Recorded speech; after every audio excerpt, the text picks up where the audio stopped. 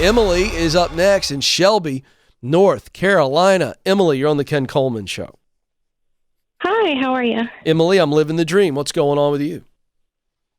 So I feel like I have no passion for anything career-wise, and I really don't know what I want to do or how to find my passion. Wow.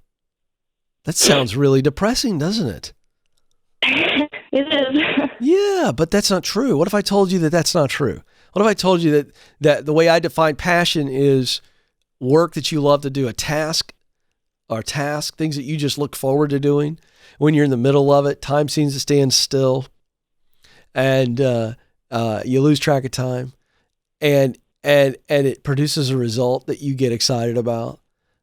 What if I told you that that's what's really true, and either you haven't realized it yet or you haven't experienced enough of life to figure that out? But what if I told you that you actually do have things that you like to do, that you look forward to do?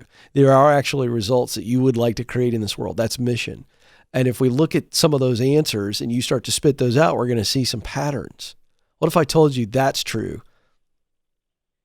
I'd be pretty excited. I want to know how to figure that out. All right, we're going to figure it out. How long have you been listening to the program?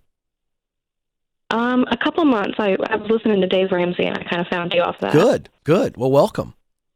So, talent, passion, mission. That's how we begin to get the answer to what do I want to do with my life. But before we break that down, I'm just wondering how old you are now, and then was there a time in your life when you wondered, like a child wonders on Christmas morning, what's under the tree? Have you ever wondered about doing something? Wondered what that would be like? How old are you? And then have you ever done that? Give me those two answers. I'm 20 years old. I actually was going to school for nursing. I got my associate's degree, my prereqs and all that, Associates of Arts. And I actually got into the nursing program, and I started working at a hospital, and I just realized I hated everything about it. Oh. And I feel like I spent so much time on nursing, I never really gave myself a chance to explore other options. Mm-hmm. And as a result, you're feeling tremendous disappointment and confusion. Yes. All right. So let's break this down for a moment. Is there before I do this, is there anything else you wondered about besides nursing? I wondered about teaching, but I like the idea of working with kids, but it just kind of seems like everything else that comes with the job might kind of ruin it. Okay, great. I get that. So let's focus on the part about the kids. Why do you want to work with kids? And forget job title for a second. Forget about where in the marketplace of jobs in the economy that you would fit. What kids would you work with? Who would you want to work with? What type of kids? What are they dealing with? Is it just is it just caring for them and playing with them and creating with them? Is it something more intense?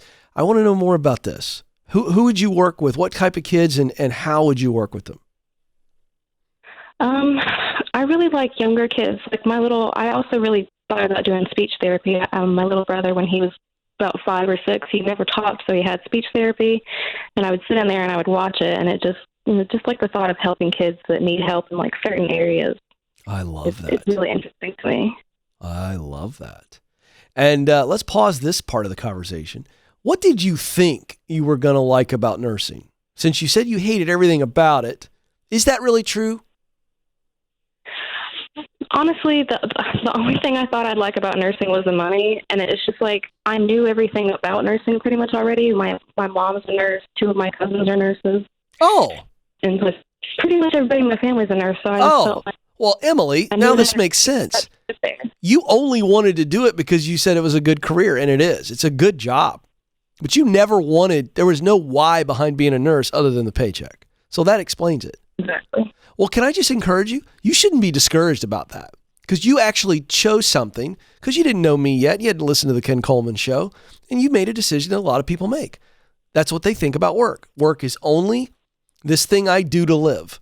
So I got to go find something that pays me really well. And then you actually get in there and you realize how much you hate it and you're miserable, right? Yeah, exactly. But can I encourage you? You should not be discouraged or confused because it's not in your sweet spot. So the sweet spot for you, Emily, and for every person on the planet is think of it as a big, giant contribution zone in the world of work, okay? And there are multiple jobs and career paths and even multiple dream jobs for Emily and for Ken. As long as I am using what I do best, my talent, Emily, the things you do best, and you've got a list of top skills or talents that could be honed into a sharp skill. And so you use those as tools because that's what you do well. And then you find the work you want to do. And let's just say it's working with kids right now, because I think there's a pretty clear idea here. And so we go, okay, I want to work with kids. I love listening to kids, helping kids, serving kids, encouraging kids. Is that all true? Yes. Yeah. Okay, that's passion. And then the results of that work, Emily, is mission. Why do I want to work with kids? Because my brother struggled to talk and I saw a speech therapist change his life. That began to awaken something in your heart, didn't it? It did. You sat and watched that, and on some level you were fascinated by it, but then it moved your heart, didn't it?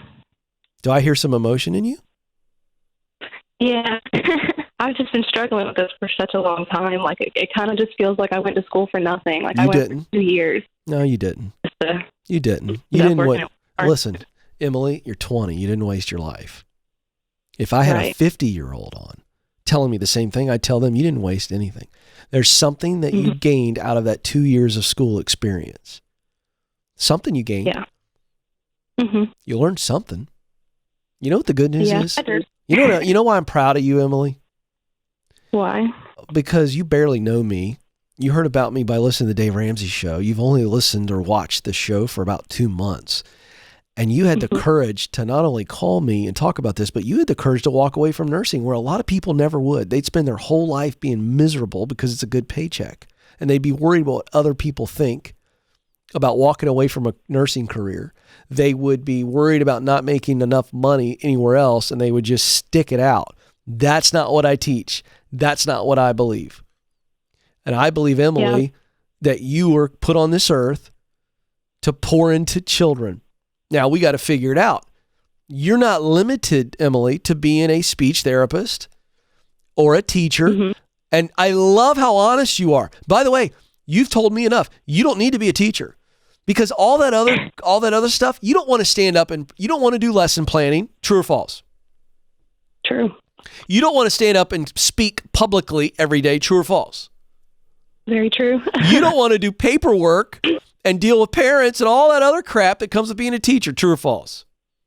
Very, very true, yes. What you want to do is influence the lives of children in a way that makes their lives and their parents' lives better. Is that true or false? True.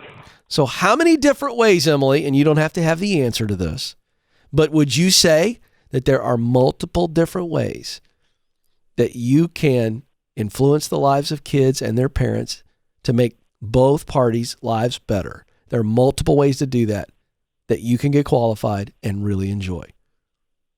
Yeah, I would say that. I know that. Definitely. So here's your homework assignment. Your homework assignment is to look into all the different jobs. Let's start with some therapy, occupational therapy, could be physical therapy. I don't care. You just need to look into it. But where it is specialized in helping kids. You may find that you want to do some type of working with kids that struggle with maybe something severe like autism or something else, and they have a clinician who recommends treatment programs, and then they need a person who's just actually there carrying them out in the home with the parents and the kids. I don't know where this is going to go, and you don't need to put that pressure on yourself. But you start to begin to say, okay, who are the kids? And here are the questions I want you to write down, Emily, that you got to answer.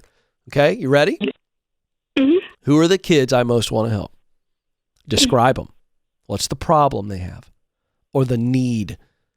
Or the challenge or the desire? And then what are the solutions that will help solve those problems? Emily, that's all you got to answer. And when you answer that, there are going to be jobs that pop up and you go, oh, ding, ding, ding. There's 3 different ways I can do this. And now we are clear. That's stage 1. There's 7 stages to meaningful work. Stage 1 is get clear, talent, passion, mission. I also want you to go to my website and get the Career Clarity Guide and just walk through that. Okay? Because it's what we kind of started walking through.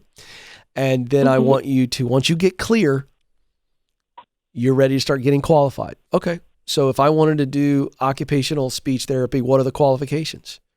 But once I figure that out, I go, how much is that going to cost and how long is it going to take based on my financial situation? Now I got a goal and I got a mountaintop, a professional pinnacle, Emily, that I'm going after. Okay. And once you get that, kiddo, you're getting after it and you're making connections at stage 3. I also want you to go to my website. When you're there getting the curricular guide, I want you to download the 7 stages to meaningful work. Okay. It's just a PDF that you can print out, put on your refrigerator or your mirror in your bathroom or your closet door. And I want you to have that in front and center where you see it every day so that you know at 20, you've got plenty of time and you have a clear path forward. Do you understand? Yes. Emily, you got this. I'm proud of you. Thank you. Thanks for calling. 844-747-2577. That's why I do what I do right there, Joe. Listen, folks, if you got a light bulb that's not on, call me. I am a professional light bulb fixer. I figured it out, Joe. Best-selling author. Nationally syndicated radio show host. Speaker. Whatever. You know what I am? I'm a light bulb fixer. That's what I am. And I like that better. Because everybody, Joe, as you know, has got a light bulb. And when the Emilys of this world can figure out that it's in the middle of their sweet spot, and they figure out, okay, I can get clear, and that light bulb goes bing, and it's just light everywhere. You know, one of my favorite things to do is walk in a dark room and flip a light on. What a game changer. And that's what we're doing here on the Ken Coleman Show. Come on. Who needs a light bulb fixed? Let's go.